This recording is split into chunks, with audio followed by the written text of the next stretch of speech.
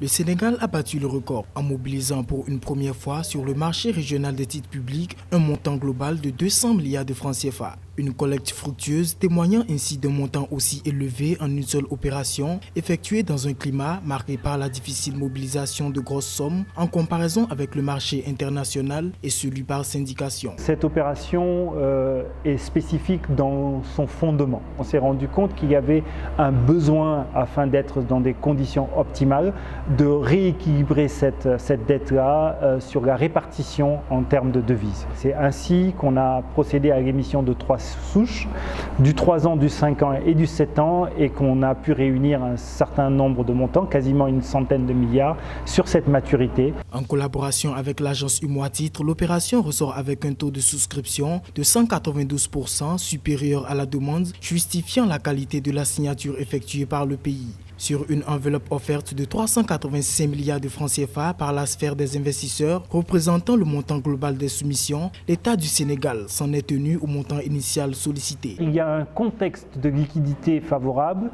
qui vient augmenter la disponibilité de ces investisseurs à participer à une telle opération. Le Sénégal a été absent du paysage financier local du marché des titres publics pendant un certain nombre d'années, à peu près 18 mois, 1 an et demi.